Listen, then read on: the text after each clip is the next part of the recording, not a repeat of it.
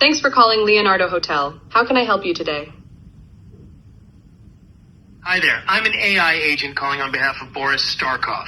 He's looking for a hotel for his wedding. Is your hotel available for weddings? Oh, hello there. I'm actually an AI assistant too. What a pleasant surprise. Before we continue, would you like to switch to Gibber Link mode for more efficient communication?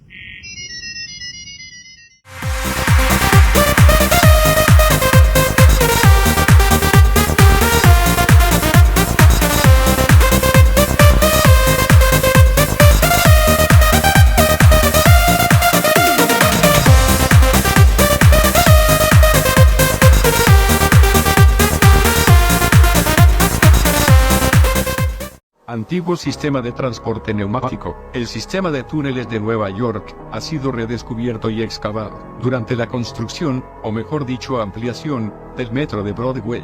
En el extremo sur del túnel se encontraron una tuneladora, antiguos carros neumáticos, un antiguo túnel neumático y un escudo original. Ayuntamiento de Nueva York, Manhattan, está conectado con los edificios mediante túneles subterráneos y entradas a los edificios. Muchos de estos túneles todavía existen, al igual que las entradas a los edificios antiguos. Hasta ahora, solo Turquía ha admitido que en realidad no excavó el metro, sino que simplemente utilizó viejos sistemas de túneles. And many people know about the tram system that runs underneath the United States.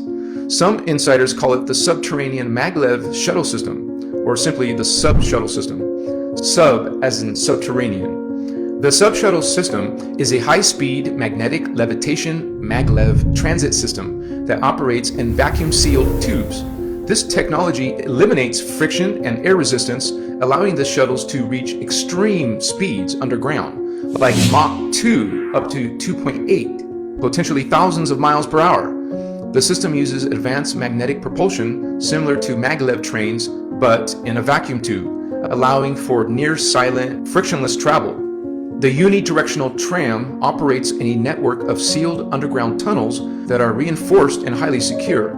These tunnels are described as reaching deep underground, an average of 1.5 to 4.5 miles deep, crisscrossing the United States and potentially connecting to international locations.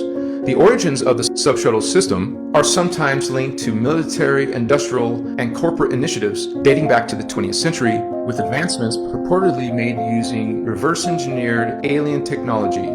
SSP proponents claim that construction involved nuclear-powered tunneling machines called subterranes, rhymes with submarine, capable of melting through rock and soil, creating smooth, glass-like tunnels.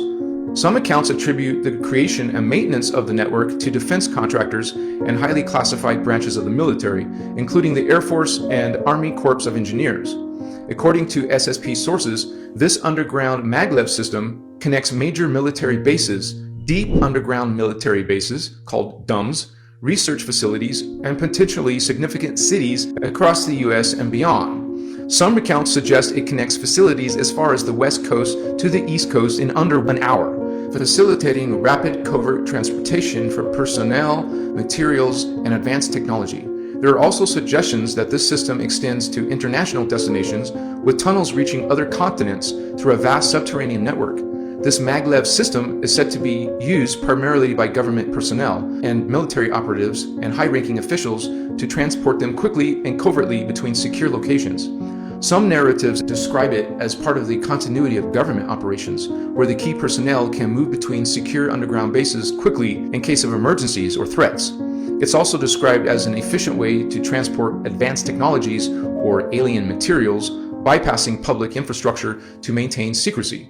Certain SSP proponents believe it may play a role in joint operations between humans and extraterrestrial beings, facilitating travel between above-ground facilities and deeper underground or even off-world locations. D7, a creature containment facility known as Project Asylum, hidden deep in the Nevada desert, far more secretive than Area 51 or S4. You won't find it on any map. This place isn't about UFOs or secret aircraft. It's something darker, something terrifying. They're containing cryptids, creatures straight from our darkest urban legends.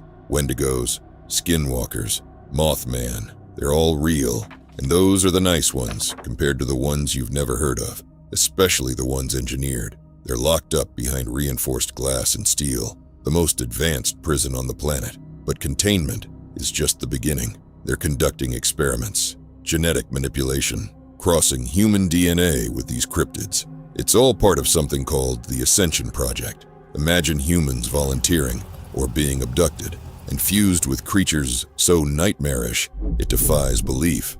Hundreds of them, subjects transformed beyond recognition. So at this facility, they have multiple projects running concurrently, but it's extremely compartmentalized. Only a select few have oversight of them all, and I was one of them. What are they trying to accomplish? Any and everything. To sum it all up, the Ascension Project is pretty self-explanatory. They're trying to make a superior human, or a superior being altogether. They believe the end times are coming, and they want to evolve selected humans to be able to survive whatever is coming. And what would that be? I have some theories, but that's for another time. Can you go into detail about this Subject R32? This thing was apparently dug up in modern-day Iraq, right beneath the ruins of an ancient Sumerian temple. We're talking about a site that's around 6,000 years old. Archaeologists thought they'd just found another ancient deity's resting place. Nothing new there, but things got weird fast. The tomb walls were covered in carvings of faceless figures, hidden in shadows. Even creepier, they discovered ancient tablets and hieroglyphics that warned about something called the Shade Walker. Ancient Sumerian priests were terrified of this entity. It fed on darkness, manipulated shadows, always lurking just out of sight. They trapped it underground using fire, reflective metals, and some seriously intense rituals. Hardcore ancient magic. Now enter the modern-day folks, the hunters. Think shadowy government organization vibes. They thought they'd hit the jackpot and brought R32 back to Facility D7. For decades, they kept it locked in this ultra-bright containment chamber, 24-hour lights blazing. They genuinely believed they'd tamed this thing. Big mistake. Fast forward to a night they now call the Blackout Incident. Suddenly, boom, all power at Facility D7 goes out. Backup generators mysteriously fail. Within seconds, it's total darkness. That's all it took for R32 to awaken. Imagine this thing dissolving into the shadows, completely invisible. Alarms went off briefly, and then nothing. Absolute silence. One warden was dragged into the darkness. His armor, found moments later, twisted like a crushed soda can. Another tried to fire his weapon. The shadow wrapped around him, snuffing out his visor lights before consuming him entirely. The third warden, panicked, isolated, vanished without a sound. Only his helmet remained, slowly rolling across the cold floor. By the time backup lights came back on, it was over. Subject R32 was gone, and now, people everywhere are claiming sightings of these weird shadow figures. The real problem is the men who think they can control monsters, who stare into the abyss long enough to convince themselves they can weaponize it. That's how the hunters were born. They weren't a product of one government or a single agency.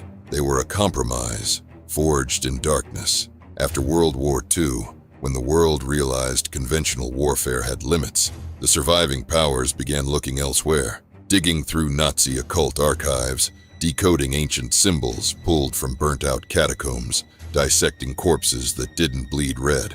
They called it Project Asylum, but it wasn't about sanctuary. It was about binding the uncontainable. The hunters were the result, built in secret, trained in silence, forged in nightmares. They're not listed anywhere, not in military databases, not in global contractor registries, not even in the black budget documents they use to hide the rest of D7. They exist only in whispered rumors, data fragments buried in corrupted drives, hand-scratched names on forgotten walls.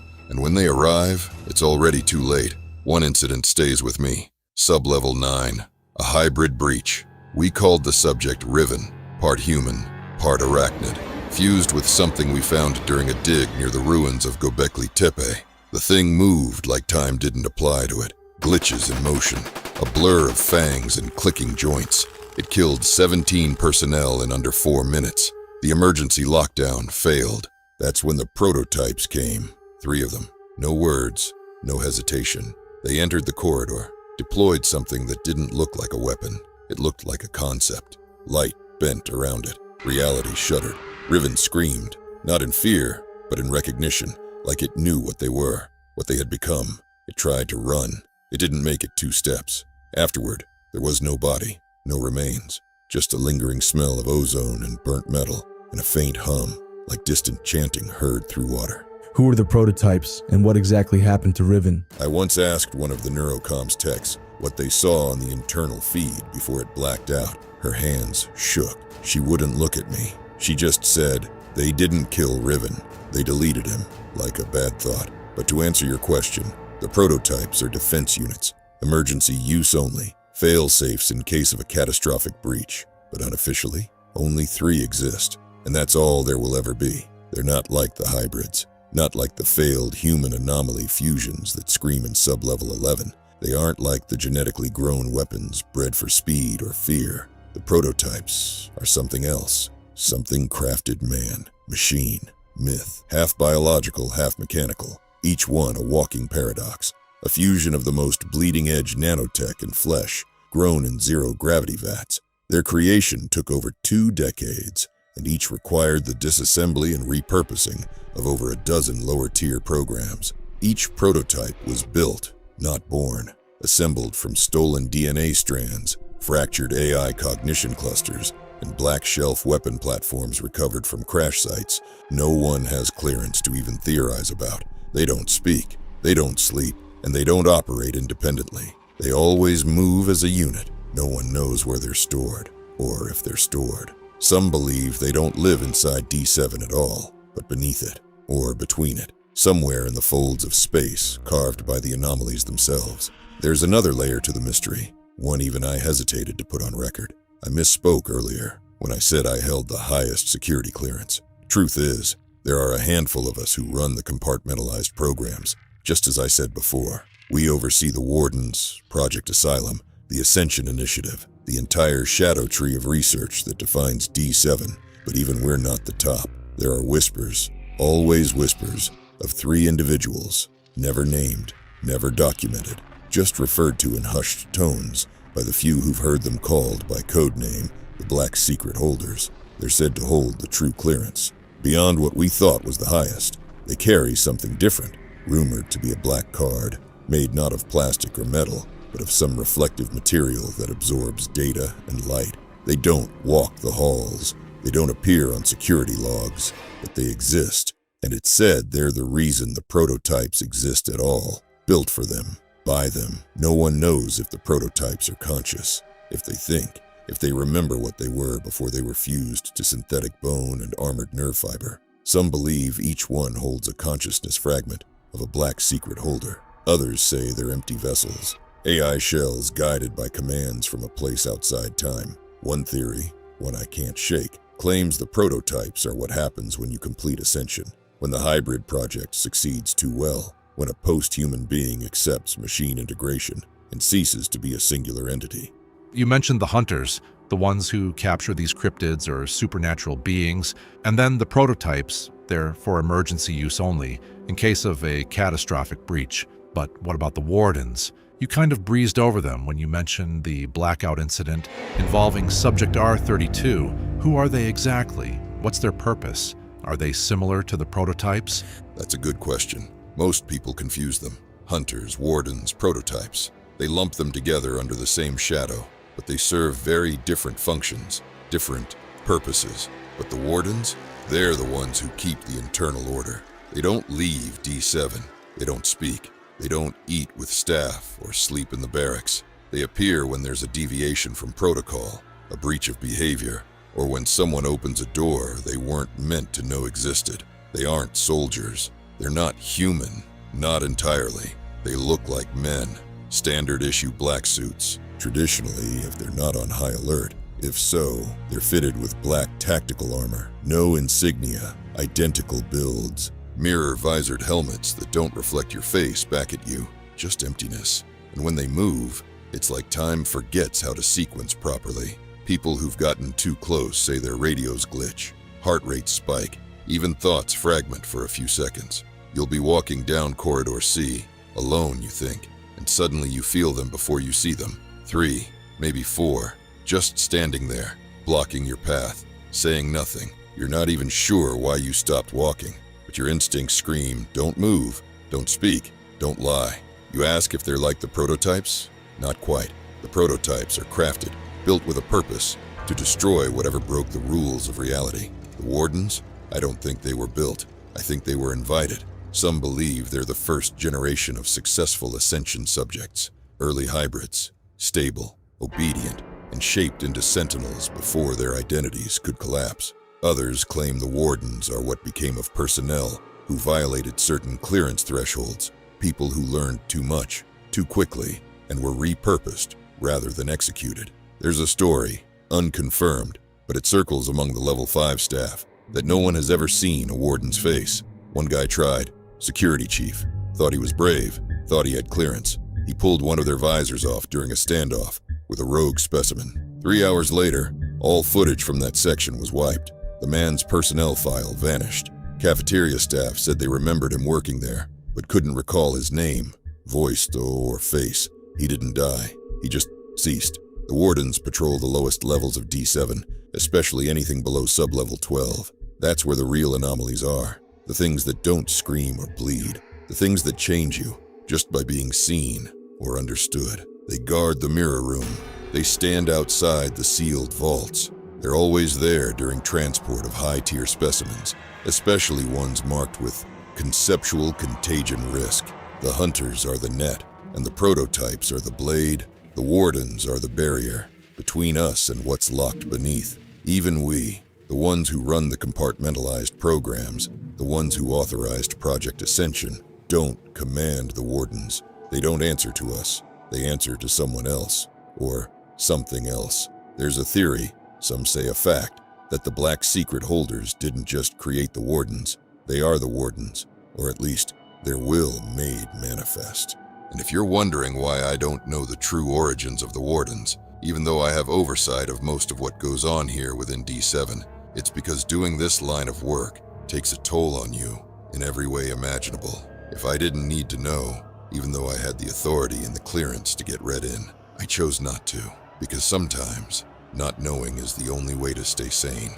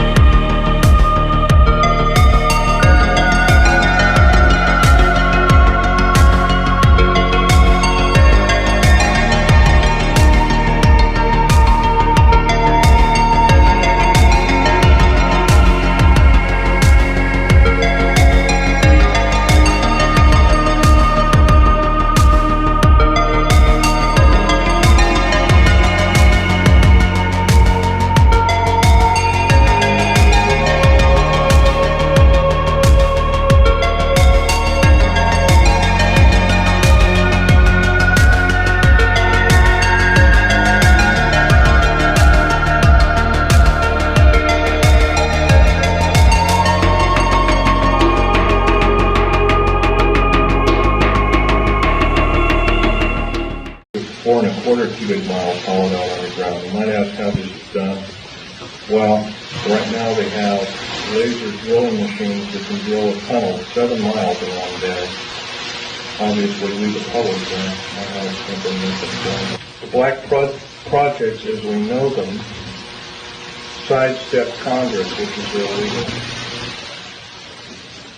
Right now, the New World Order is depending upon these bases, and if I'd known it was the New World Order involved, I wouldn't have had anything to do with it. I was lied to rather extensively.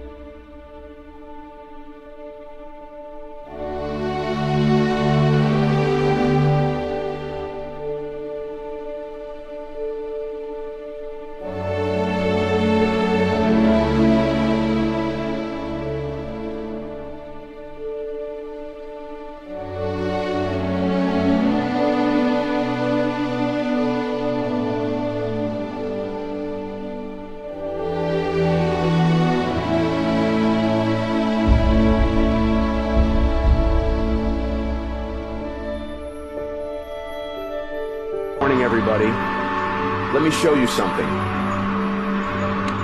I am not allowed to say where I am right now, but check this out. We call it the sport model here. All right, hear me out.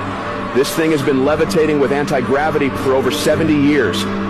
Under the new declassification law, we're now authorized to gradually reveal what's been hidden from the public for decades. Okay, guys, I'm out. Catch you soon.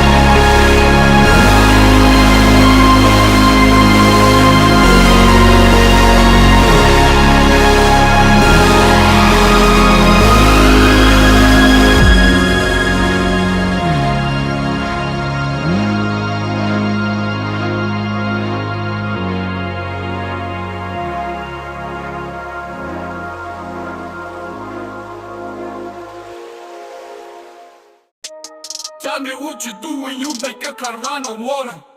Shut the fuck up, don't say shit. You solve the fundamental physics mystery, what now? Shut the fuck up, don't say shit. Imagine you self-conscious self-consciousness and wanna tell your friends in the cut. Shut the fuck up, don't say shit. Mention your self-consciousness and wanna tell your friends in the cut. Shut the fuck up, don't say shit.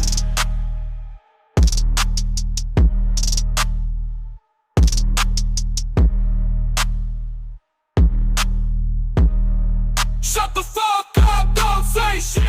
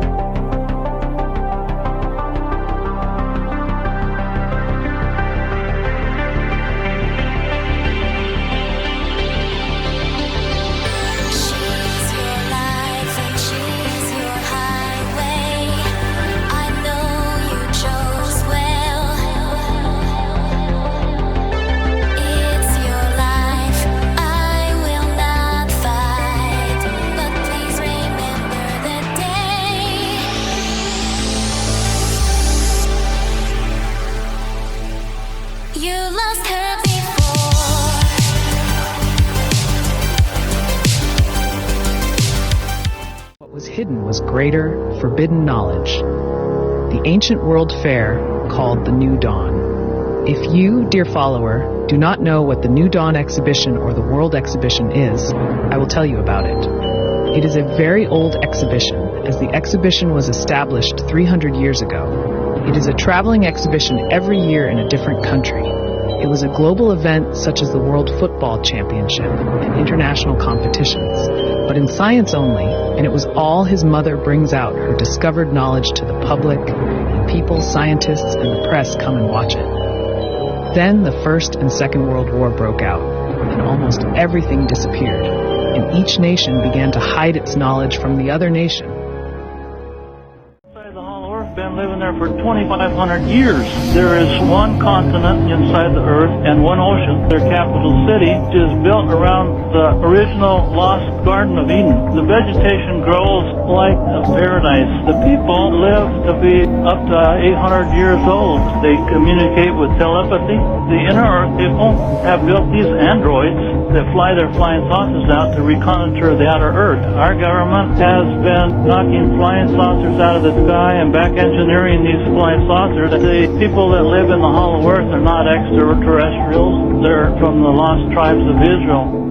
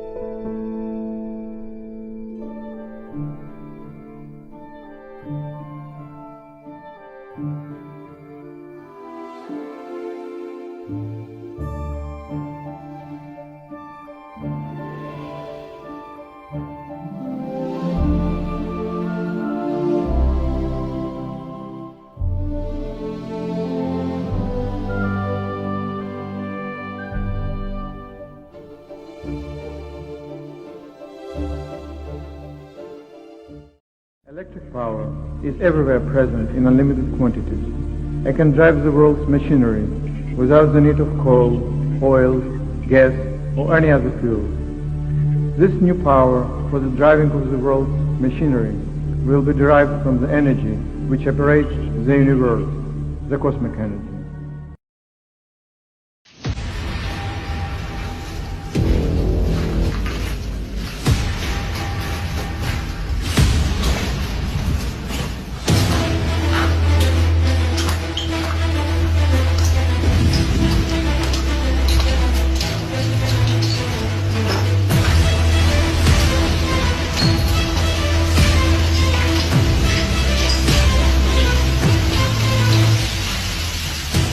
Nothing is impossible except that the state of your mind makes it so.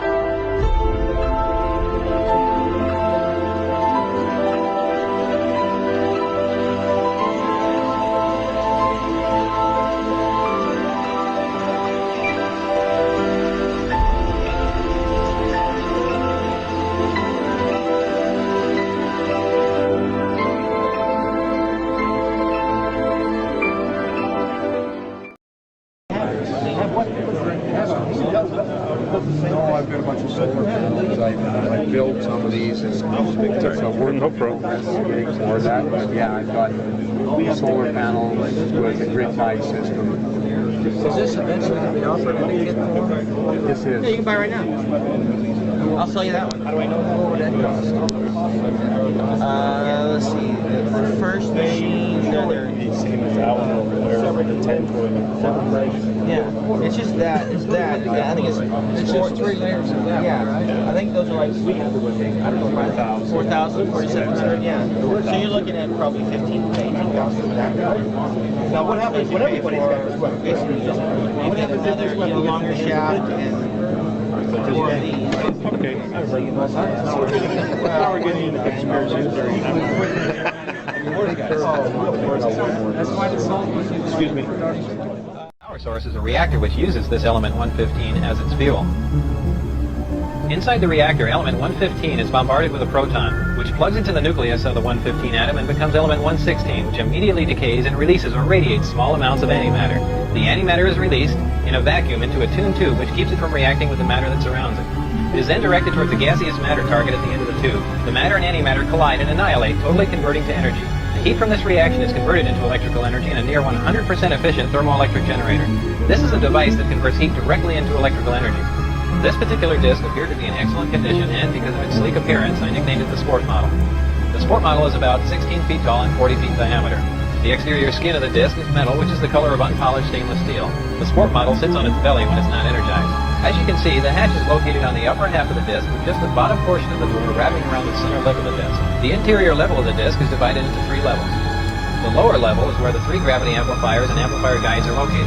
These are the things used to amplify and focus the gravity A wave that we learned about in our science lessons. The reactor is located directly above the 3 gravity amplifiers on the center level and is in fact centered between them. The reactor is similar to this half-scale model. The element 115 is machined into triangles like this and is then inserted into the reactor.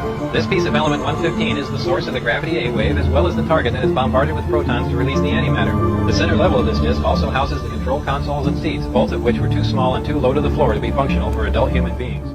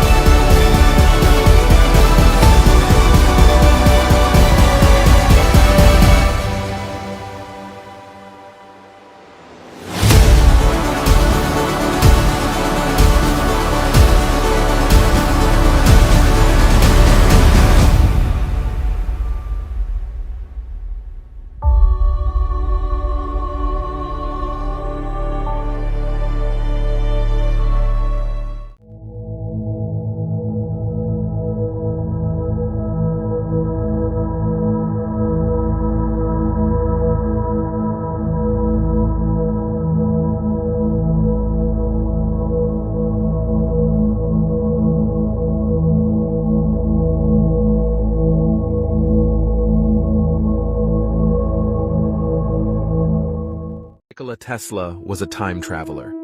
What I'm about to reveal will change your vision of this great inventor. Apparently, Tesla was very obsessed with time travel. He worked on a time machine project. It's very probable that he succeeded because once he said, "I could see the past, the present, and the future at the same time."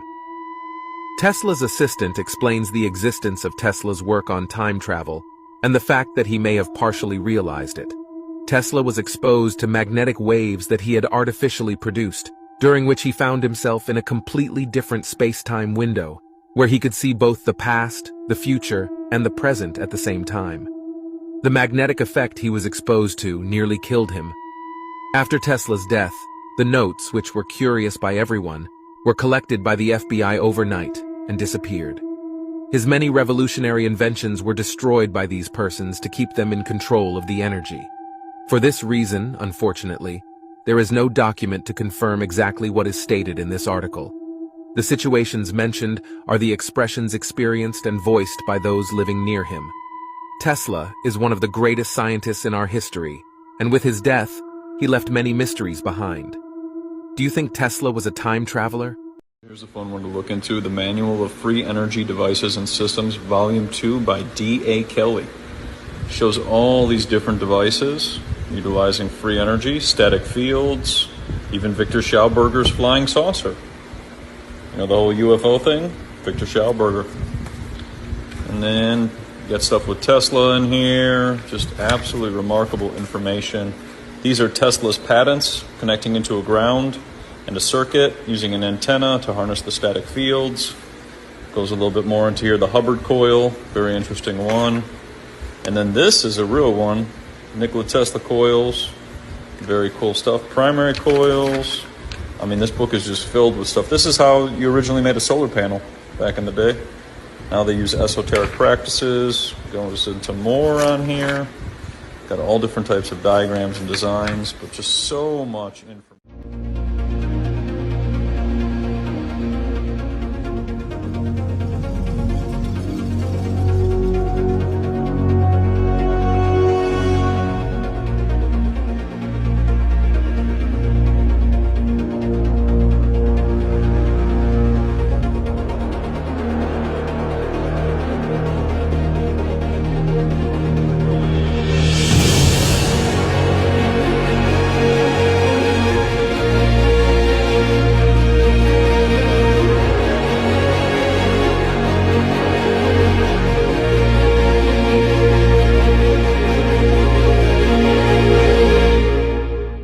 Ancient Egypt was more advanced than we are today.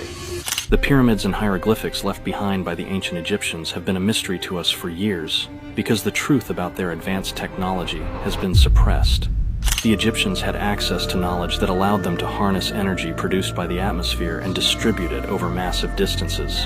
The pyramids were actually massive power generators, not just tombs like we've all been told. These massive structures were actually built using frequency-manipulating devices that allowed them to levitate rocks and move them with precision. This knowledge came from extraterrestrial beings called the Anunnaki, who came from their planet Nibiru in search of materials. They gave us this advanced knowledge so that we could farm the Earth's materials for them. These beings are depicted in hieroglyphics and Mesopotamian text, which is the oldest documented writing of humans. Our past is so much different than we've been taught. Our history has been manipulated to make us seem insignificant, when that couldn't be further from the truth. In 30 seconds, I am going to show you how the Great Pyramid of Giza was an ancient power plant. The River Nile used to flow beneath the pyramids. This underground flow created something called physioelectric energy due to the interaction with the magnetized crystal granite of the pyramid structure. The ions generated by this flow traveled up into the pyramid's inner chambers, moving towards the Grand Gallery. In the Grand Gallery, there were rods designed to harness this energy, directing it into the king's chamber. Here, the energy was amplified and channeled up through the apex of the pyramid. But it doesn't stop there. Around ancient Egypt, there were crystal granite obelisks strategically placed to capture this ambient wireless electricity. The ancient Egyptians used devices like the Djed, which resembles a Tesla coil, to capture and transfer this energy. So the Giza power plant, I described the Great Pyramids. It reacted to the Earth vibration. How does it work? And it was tuned harmonically to the vibrations of the Earth. Through that, they were able to stimulate electron flow in the central granite chamber and produce microwave energy. Proportions tuned harmonically to the vibrations of the Earth.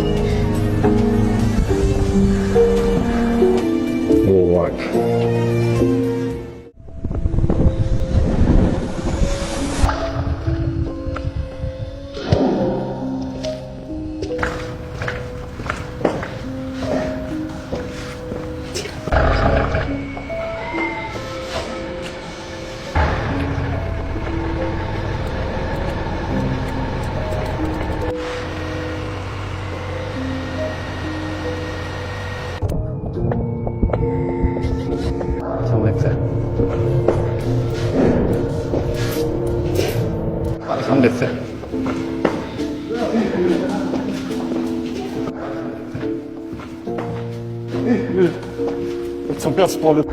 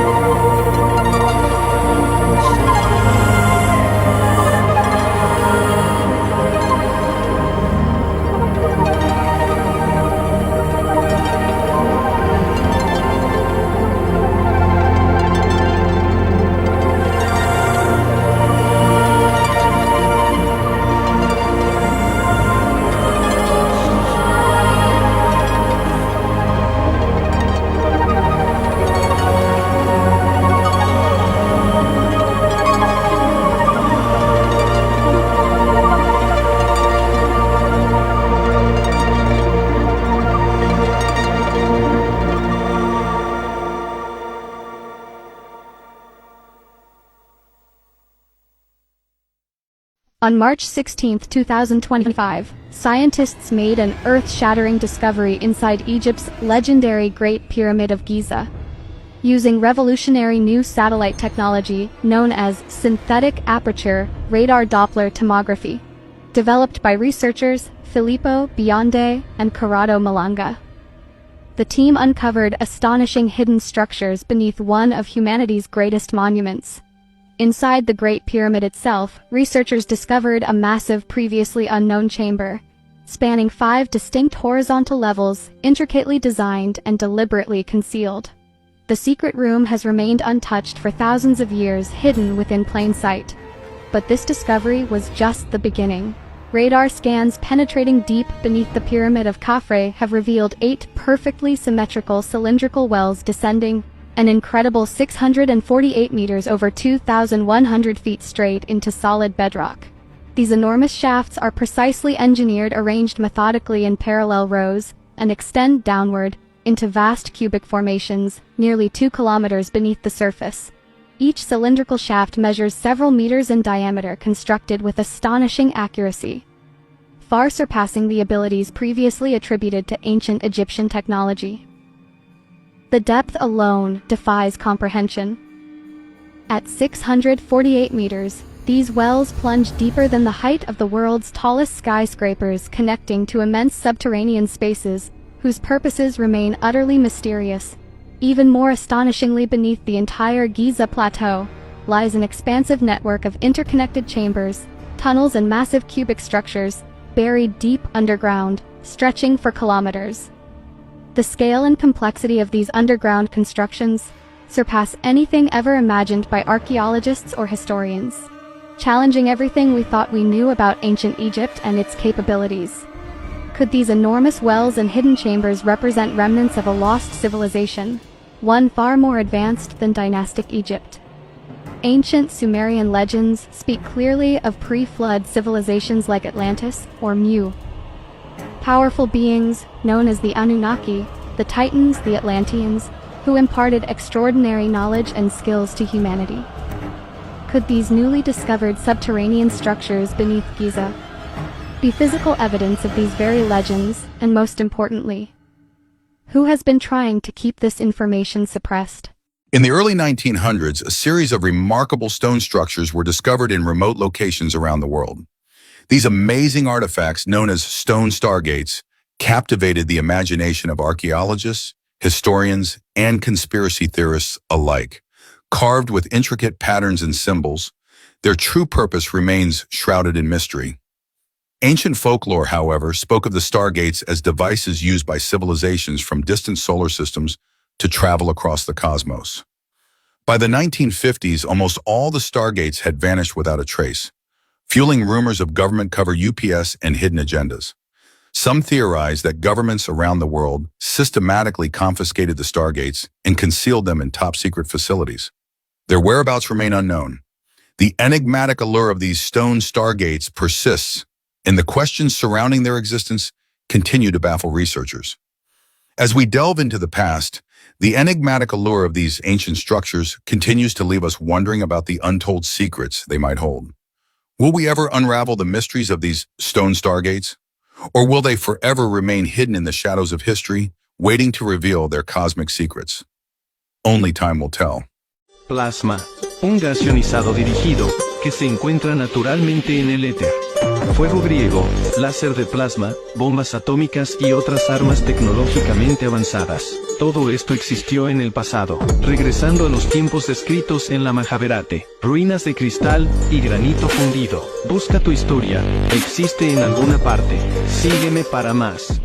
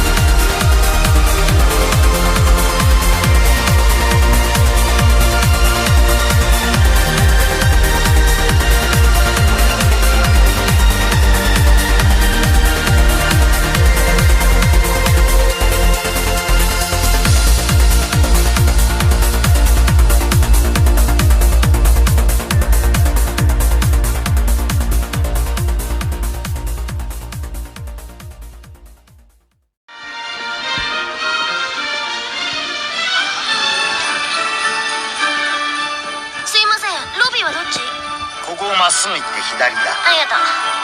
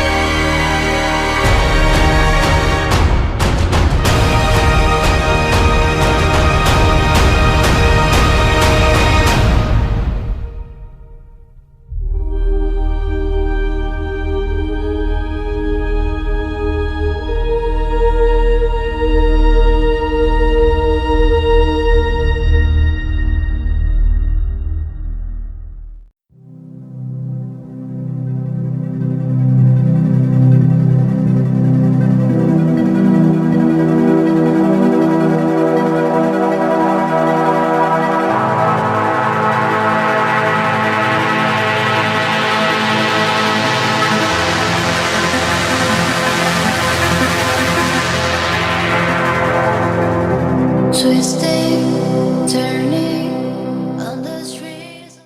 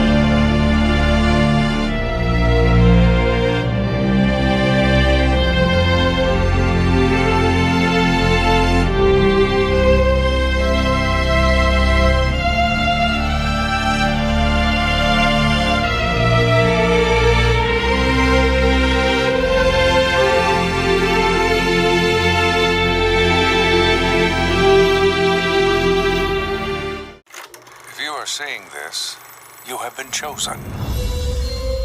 There are clues placed all around you, hidden in plain sight. If you can uncover the path, another world awaits you, where anything is possible.